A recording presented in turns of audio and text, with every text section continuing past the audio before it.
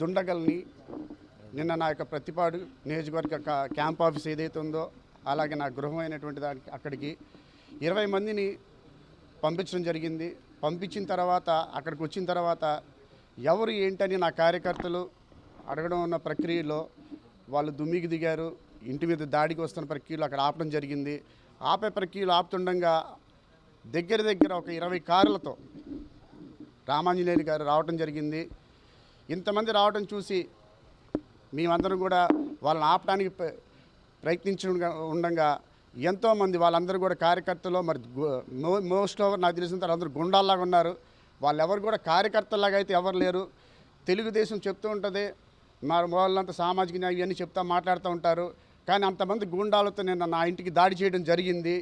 ఈ దాడి ప్రక్రియలో మా డ్రైవర్కి ఒక వేలు చితకడం జరిగింది, చితికిపోయింది. అలాగే మాకు వెంకటప్పారెడ్డి గారు ఆయన ఒక ఉన్నారు, కారు ఆపుతున్న ప్రక్రియలో ఆ కారుని అందరూ ఆపుతుండగా వాళ్ళ కారు కూడా రామాంజనేయులు గారి కారు కూడా స్పీడ్గా తీసుకెళ్ళడంతో వెంకటప్పారెడ్డి గారి యొక్క కాలు మీద కూడా కారు వెళ్ళడం జరిగింది.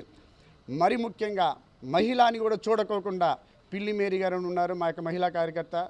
ఆవిడని కూడాను ఫస్ట్ రామాంజనేయులు గారు చేతితో తోశారు. ఆవిడని చేతితో తోసిన తర్వాత మా కార్యకర్తలు కొంతమంది కూడా ఆవేశపడటంతో ఈ యొక్క గందరగోళం సృష్టించడం జరిగింది.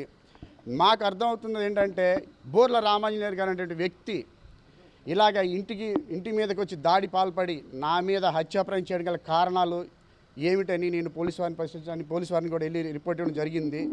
మాకు అర్థమవుతుంది ఏంటంటే బోర్ల రామాంజనేయులు గారు ఆయన ఓడిపోతాడన్నటువంటి యొక్క దానిలో ఎక్కడో ఇన్సెక్యూర్డ్గా ఫీల్ అయిపోయి నా మీద ఇలా దాడికి పాల్పడ్డారని నేను భావిస్తున్నాను. అలాగే చంద్రబాబు నాయుడు గారికి కూడా మేము చెప్తున్నాము, మీరు ఎవరినైతే గూండాలని ప్రేరేపిస్తున్నారో అభ్యర్థిగా నిలబెడుతున్నారో మీరు చూసుకోవాలి. ఈ గూండాయిజాన్ని మీరు అరికట్టాలా, అలాగే మీ యొక్క నాయకులు చెప్పాలా.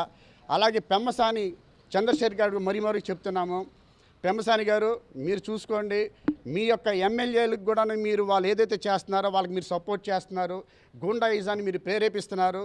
ఇది ఎంతవరకు సబబు కాదు. నిన్న మా కార్యకర్తలు నేను చాలా వరకు అదుపు చేయడం జరిగింది. రానున్న రోజుల్లో మళ్ళీ కానీ మీరు ఇలాంటి ప్రవర్తన చేసినట్లయితే మీ ఇళ్ళే కాదు అలాగే మీ పార్టీ ఆఫీసులు కూడా ధ్వంసం అయిపడతాయి. తస్మాత్ జాగ్రత్త అని తెలియజేసుకుంటున్నాను.